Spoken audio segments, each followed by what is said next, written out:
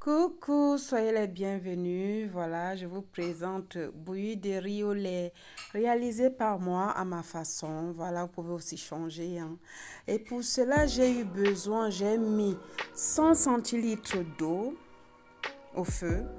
Voilà, j'ai porté à l'ébullition 100 centilitres de l'eau. Voilà du riz. Le riz pour dessert, spécial riz pour dessert, on ne le fait pas avec n'importe quel riz. C'est écrit dessus, le riz pour dessert. Voilà, et prenez une marmite qui ne crame pas vite les aliments en bas. Il faut aussi une bonne marmite, voilà.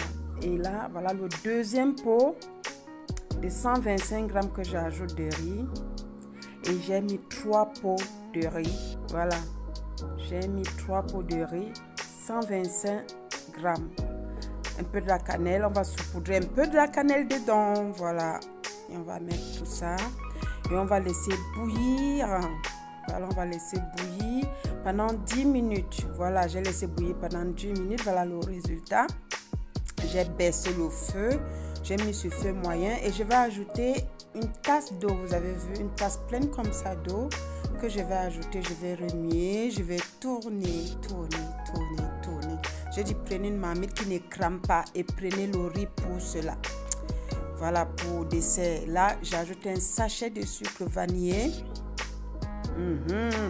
Bienvenue au doté culinaire à toutes et à tous. Voilà, je suis en train de réaliser la bouillie de riz au lait. Donc, j'ai mis mon sachet de sucre vanillé, je retourne. Et là, maintenant, je viens saupoudrer le lait en poudre. Régilet, il y a le nido. Si vous avez le nido, vous faites avec le nido en Afrique. Là, j'ai pris régilet ici parce que dans nos supermarchés, il n'y a pas du nido.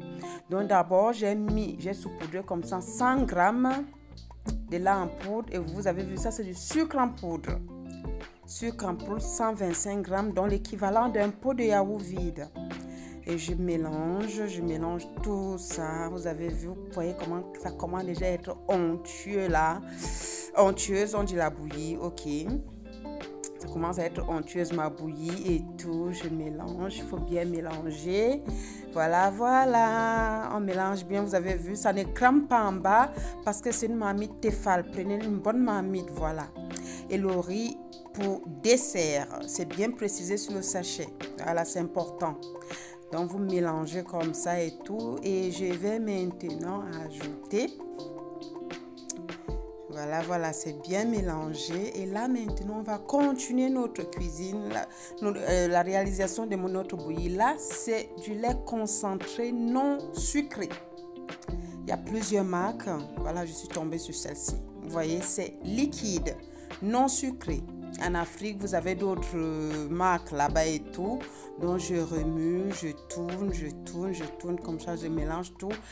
J'ai mis un pot de 410 grammes. Donc, j'ai mis tout le pot. Et le pot fait 410 grammes. Voilà, de lait concentré non sucré que j'ajoute dans ma bouillie et tout. Vous avez vu. C'est toujours au feu, hein, sur feu moyen. Voilà, sur feu moyen, c'est toujours au feu. J'ajoute encore l'équivalent de 100 grammes de lait en poudre, comme ça, comme vous constatez. Il y a plusieurs marques, hein, c'est sans publicité. Voilà, donc on mélange autour, on mélange très bien. Bienvenue au doté culinaire à toutes et à tous.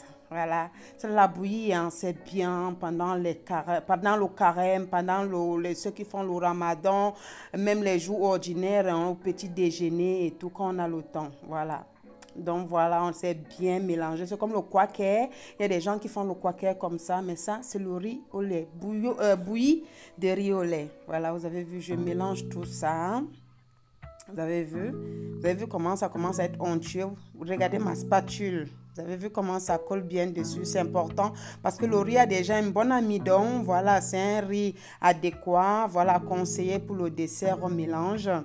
Et là, on va passer une petite astuce, voilà, pour qu'elle soit encore plus épaisse, cette bouillie, pour qu'elle soit encore goûteuse et tout, voilà, appétissante. On va passer encore un petit truc que je vais vous montrer et tout. Et là, voici, je vais ajouter un petit truc. Vous avez vu, j'ai tourné, voilà, vous mélangez bien. En bas, vous constatez que ma mamie ne crame pas en bas. C'est toujours sur feu moyen, feu doux. Voilà, vous continuez. C'est toujours sur feu doux, le feu n'est pas éteint. Voilà, vous mélangez comme ça bien. C'est important. Et vous voyez, ça ne colle pas. La marmite aussi joue un grand rôle parce que ça ne colle pas. Regardez comment c'est fait. Voilà, voilà. C'est important. Ça ne doit pas être trop liquide. Et voilà.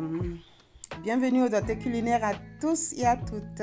Et là maintenant, je viens ajouter de la farine de blé. La farine qu'on fait les beignets avec, du pain, les gâteaux. Oui. Donc, j'ajoute 100 grammes de farine. 100 grammes de farine. Voilà, de blé comme ça. C'est toujours sur feu moyen. J'ajoute 100 grammes de farine de blé. Vous savez, hein, dans les usines, là, vous pensez qu'on vous met le lait en poudre. Non. Dans les grandes usines, quand on vous fait le dessert du riz au lait, c'est la farine qu'on va tourner avec de l'eau. Hein.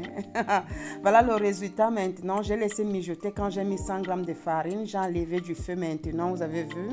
Regardez la réalisation. Regardez le résultat. Comment c'est bien fait. C'est parfait. Voilà. C'est concluante, ma bouillie.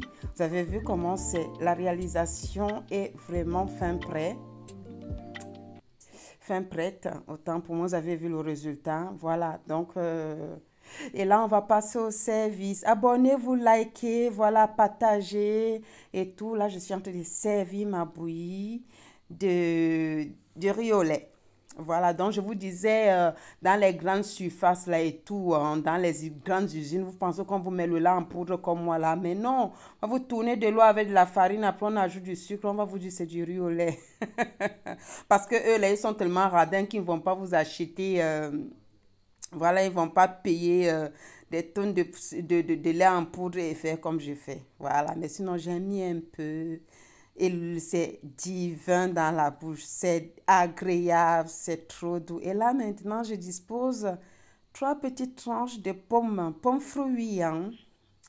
Voilà, et le tout est joué. Notre dessert est prêt. C'est idéal pour le petit déjeuner et pour les desserts aussi, pour les goûters. Vous pouvez réaliser ça pour les enfants au goûter, c'est parfait. À bientôt, bisous.